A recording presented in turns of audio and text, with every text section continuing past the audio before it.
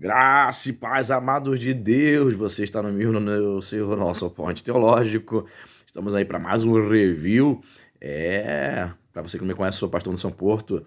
Estamos aqui nas internet da vida compartilhando conhecimento e vamos mostrar um pouco aí desta obra aqui, História do Ateísmo, da editora Unesp. Né? É um historiador, um autor francês. Eu acho que é assim que pronuncia, né? Se meu francês não estiver muito fluente, não repara, não. Eu acho que é o Joseph Minot, não é isso? Acho que é isso. Pois é, queridos, vamos mostrar esta obra sensacional. Olha o calhamaço. Mais de 760 páginas, né? Desta obra, da editora Unesp. Mas desde já eu peço a você, dê o seu like, compartilhe este vídeo aí com os amigos, divulga para ajudar a crescer o canal, faça seus comentários com carinho e com respeito, tá certo? E temos também novidade aí, né? Acho que se você viu os últimos vídeos aí, temos novidade aí, parcerias com o curso EAD, né? Nas descrições, curso de básico, médio, bacharel em teologia, tudo à distância. Dê uma olhadinha nas descrições aí. Curso de grego instrumental 1 e 2, curso de introdução à filosofia 1 e filosofia 2.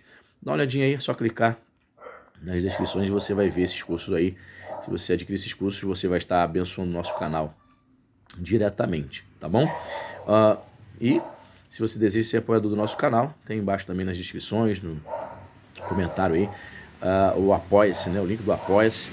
Você poderá se tornar um apoiador do nosso canal a partir de R$5. Fazendo isso, vamos colocar você no nosso grupo de WhatsApp, o WhatsApp da família Point. E quando nós batermos a meta financeira que você vai ver lá na plataforma, né, nós vamos começar a sortear livros de teologia mensalmente para os apoiadores, tá certo?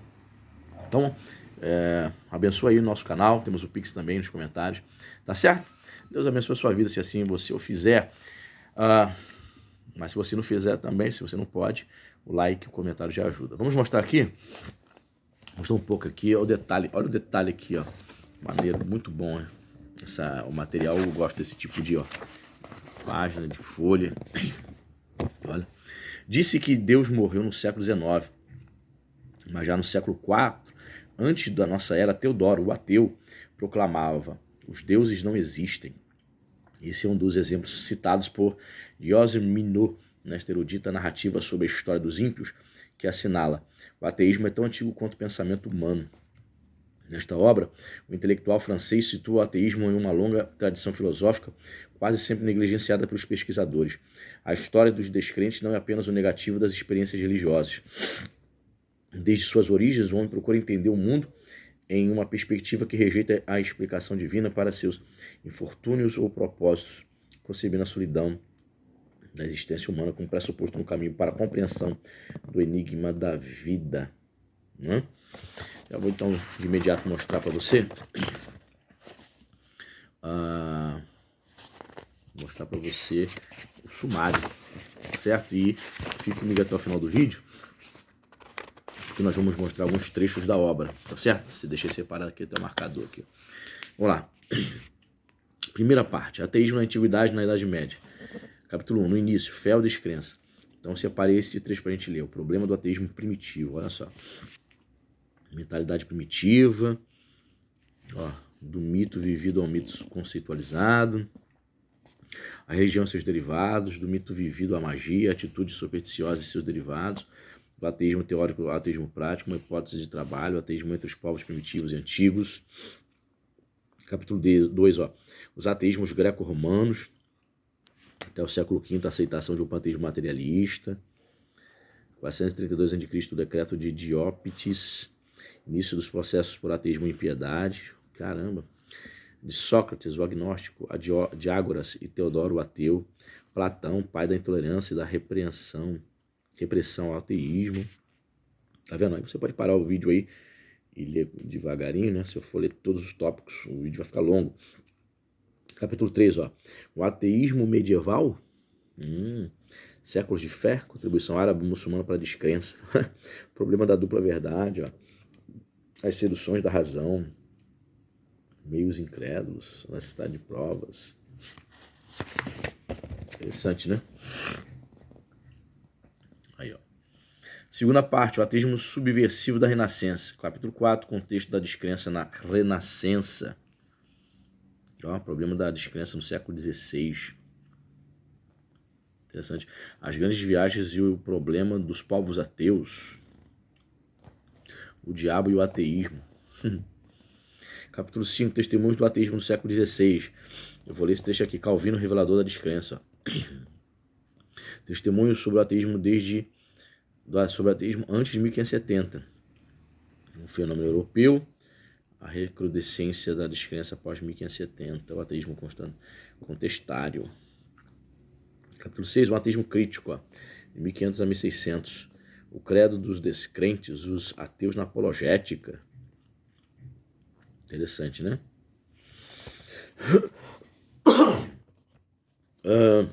Vamos lá. Terceira parte, de uma crise de consciência a outra, 1600 a 1730, capítulo 7, a primeira crise da consciência europeia, os céticos libertinos, 1600 a 1640, pensamento libertino, novo contexto cultural confuso, a inquietude diante do aumento da descrença, testemunhos, ó. Interessante, né? Capítulo 8, o avesso incrédulo do grande século, de 1640 a 1690. O aumento do perigo e a preocupação de Bossuet, os testemunhos literários, os templos dos falsos devotos, o agnosticismo do século XVII. Interessante, né?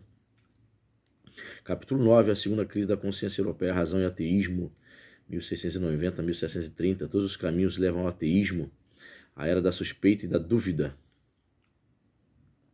As viagens causam incredulidade, história comparada e crítica bíblica, dois novos agentes da incredulidade. Quarta parte, o descrente século XVIII. O manifesto do abade Meslier. O escândalo, Deus não existe, o único ser é a matéria, a crítica da revelação, Jesus, o arquifanático, uma história de loucos, a vida e o segredo de Jean Meslier. Capítulo 11, irreligião e sociedade no século XVIII. Balanço das visitas pastorais, o início dos interesses, a incompreensão das autoridades morais, Massillon, fraqueza da apologética, Afonso de Ligório, a confusão do clero francês, da confusão ao pânico. Muitos detalhes, hein? Tem mais. Capítulo 12, novos questionamentos sobre os fundamentos do cristianismo, hesitações do deísmo, o deísmo ou o medo do vazio, Interessante, né? Deísmo, ateísmo, anticlericalismo. Show de bola, né? É uma viagem na história. 13, afirmação do materialismo ateu. Olha, o mito do complô ateu, origens e traços gerais do materialismo, ateísmo cético, de Lambert, ateísmo prático, Eveltius. Interessante. Quinta parte, o século da morte de Deus. Século XIX, capítulo 14, descristianização revolucionária, irrupção do ateísmo popular, anticlericalismo, padres vermelhos e padres ateus. Capítulo 15, a ascensão do ateísmo prático e seus combates. Um giro pela França da religião. O exemplo, a Bretanha, as autoridades religiosas, um estado de alerta. Peço até perdão a vocês, assim, minhas tosses, é porque eu descobri esses dias aí, fui no otorrino, descobri que eu tenho uma fenda glótida. Eu vou ter que fazer um tratamento, isso atrapalha muito, né, na minha fala, então como eu uso a voz para ensinar, para pregar, eu já estou me cuidando. Tem que fazer fonoterapia, pois é. Então de manhã assim é complicado, mas vamos lá. Capítulo 16, a crença, a descrença, os credos substitutos, a igreja em ruptura com o mundo moderno, carências da teologia e da exegese, da fé, a descrença pelo seminário e pela Bíblia. Show, né? Capítulo 17, ateísmos sistêmicos ou as ideologias da morte de Deus. O racionalismo hegeliano, sua posteridade idealista. Feuerbach, o ateísmo antropológico. Marx, Lenin, o ateísmo socioeconômico. Olha, o ateísmo historicista, o ateísmo psicológico, o individualismo desesperado de Stirner, Schopenhauer, Hartmann, Nietzsche, da morte de Deus à loucura. O ateísmo psicofisiológico, psicanalítico. Caraca. Show, hein? Sexta parte, o fim das certezas, século XX, ateísmo e fé, guerra ao armistício, o movimento dos sem-deus na União Soviética, de 25 a 35, ó. Enfraquecimento dos sem-deus e reviravolta política, 35, ateísmo militante nos países marxistas depois de 45, os movimentos ateus não marxistas, é muito detalhe, muita cultura, muito conhecimento. Capítulo 19, a hipótese de Deus, um problema ultrapassado. Aí vai falar sobre o existencialismo, rejeição de Deus em nome da liberdade. A ciência, negar Deus ou revisar o conceito. O abrandamento do marxismo. As pesquisas sociológicas à medida de descrença. Muita coisa, né? Termina aqui, ó. Capítulo 20, são 20 capítulos. A quantas anda a descrença após 2000 anos do cristianismo? A importância da descrença e as dificuldades do ateísmo militante, a ruptura da fé de Deus ao espírito, crenças personalizadas e tentativas de monopolização, a tentação paracientífica e suas ambiguidades. Então vamos lá dar uma olhadinha aqui no capítulo 1, no início. Fé ou descrença? Olha só. Página 11. Vamos ver aqui. O homem primitivo era ateu ou religioso? O problema das origens é ao mesmo tempo capital e insolúvel. Capital porque permitiria determinar o caráter natural do ateísmo ou da atitude religiosa, o que daria a uma ou outra dessas realidades uma justificação fundamental. Insolúvel porque a mentalidade primitiva dos povos pré-históricos está para sempre fora do alcance de um estudo científico. Estamos, pois, reduzidos neste domínio a nos contentarmos com réis e indícios cuja interpretação depende amplamente dos pressupostos dos pesquisadores. No entanto, há pelo menos um século e meio, sociólogos, etnólogos, psicólogos e historiadores têm debatido exaustivamente essa questão. O problema do ateísmo primitivo. Posta no contexto dos conflitos entre fé e ciência que marcaram o século XIX, a questão, evidentemente, não é outra. Os dois campos reivindicam uma autoridade que faria do adversário um derivado artificial e sem o valor de uma atitude original, autêntica e sã. Até uma época recente, os pesquisadores, crentes ou ateus, trabalharam antes de tudo para defender uma causa ideológico-religiosa. Em 1936, por exemplo, Henri de Lubac via na formação marxista de uma fase primitiva religiosa da humanidade a vontade partidarista de mostrar que a religião não é uma necessidade essencial do homem e corresponde unicamente a um estado transitório da sociedade. Ele criticava também os pressupostos sociológicos de Émile Durkheim e etnológicos de Lucien Lévy-Bruhl, que, prolongando o esquema de Auguste Comte, fariam do estágio religioso uma fase provisória na história do espírito humano.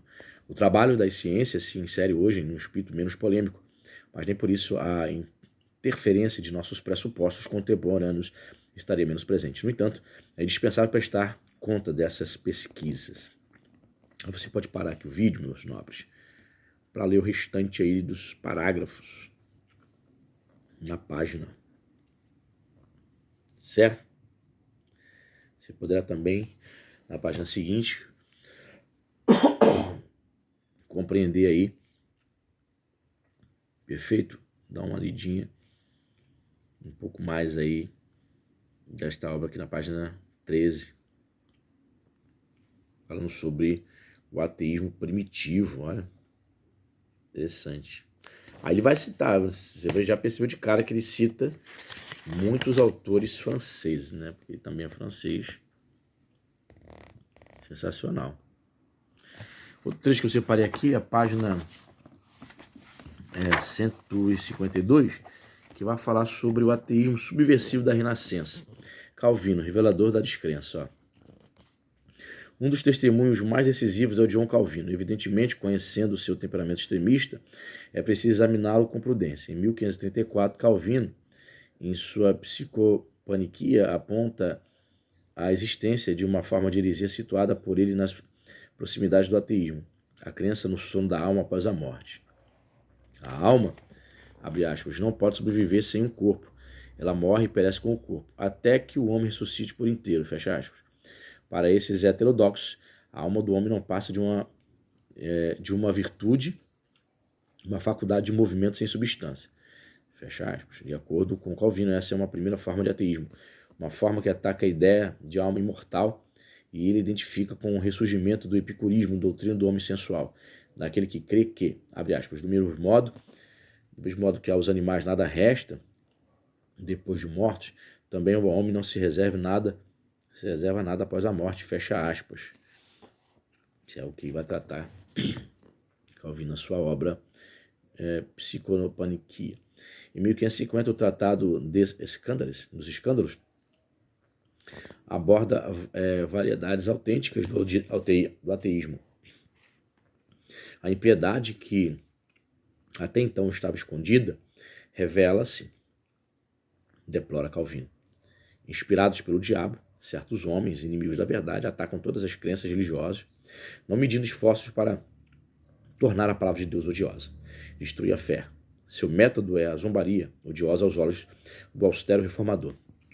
Eles caçoam, ridicularizam a cristandade, tanto o protestantismo quanto o catolicismo.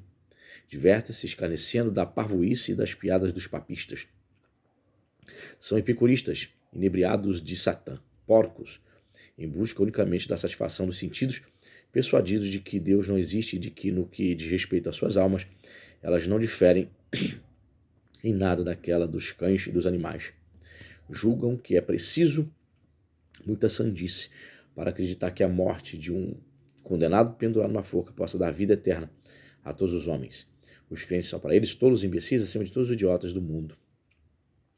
Os simplórios que aceitam sem analisar o conteúdo das escrituras, coisa bem vulgar, escrita em linguagem grosseira e simples, como acreditar que Deus pôde se unir à natureza humana.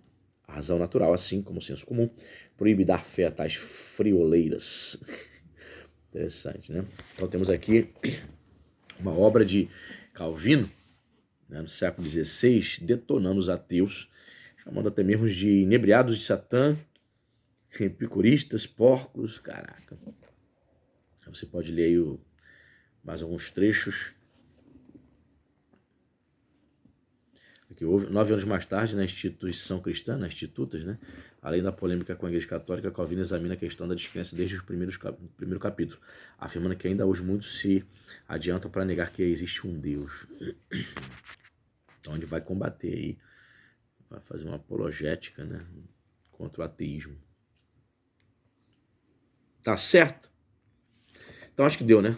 Deu para dar uma noção, uma palhinha desta obra sensacional, né? História do ateísmo, da editora Unesp, quase 800 páginas, Georges Minot, eu acho que é assim, né? Ele é francês, Minot, é assim que pronuncia.